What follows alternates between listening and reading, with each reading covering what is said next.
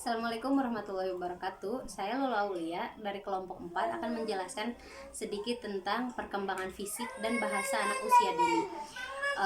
Jadi perkembangan fisik sangat berkaitan erat dengan perkembangan motorik anak. Motorik merupakan pengendalian gerakan melalui kegiatan terkoordinir antara susunan saraf, otot, otak, dan spinal cord atau saraf tulang belakang. Perkembangan motorik meliputi motorik kasar dan motorik halus. Motorik kasar adalah gerakan tubuh yang menggunakan otot-otot kasar atau sebagian besar yang dipengaruhi oleh kematangan anak itu sendiri. Sedangkan motorik halus adalah gerakan yang menggunakan otot-otot halus atau sebagian anggota tubuh tertentu yang dipengaruhi oleh kesempatan untuk belajar dan berlatih. Kemampuan fisik motorik anak berkembang dengan baik dan sehat, maka ia akan beraktivitas dengan baik pula. Perkembangan fisik motorik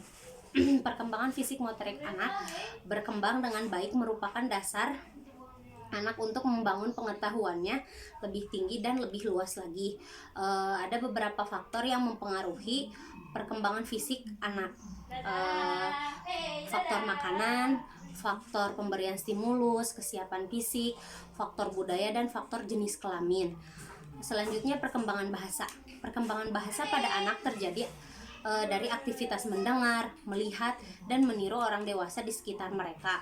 Bahasa digunakan untuk mengajarkan anak tentang sesuatu. Menurut Vygotsky, anak belajar bahasa berasal dari orang dewasa, kemudian diinternalisasikan sebagai alat berpikir dan alat kontrol. Perkembangan bahasa juga dinyatakan akan berkembang sesuai atau sejalan dengan perkembangan biologisnya. Karakteristik perkembangan bahasa untuk anak dibedakan menurut usianya. Yang pertama, usia 4 tahun.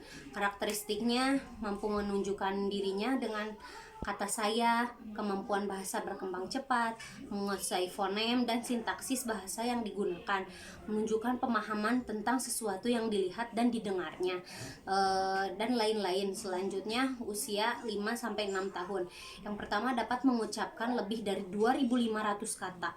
Lingkup kosakata yang dikuasainya cukup luas, mampu menjadi pendengar yang baik, dapat diajak berinteraksi dan bercakap-cakap.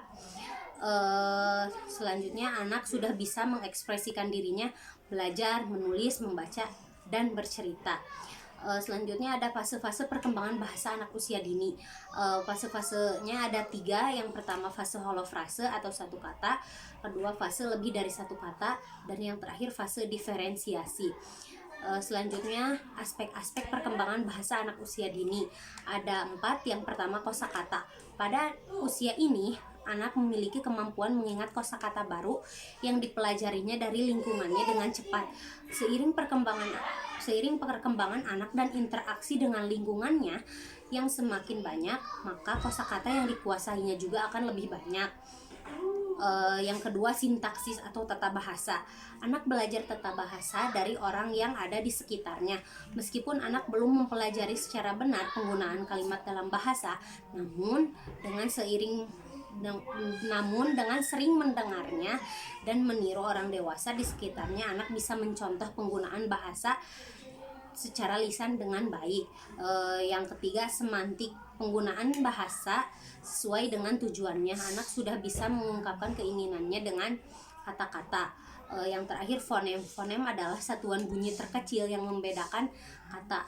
Anak pada usia ini sudah mampu merangkai bunyi yang didengarnya dalam suatu kata dan memahami arti dari kata tersebut, seperti ibu menjadi ibu. Nah, mungkin hanya itu saja yang dapat saya sampaikan. Mohon maaf atas kekurangannya. Terima kasih.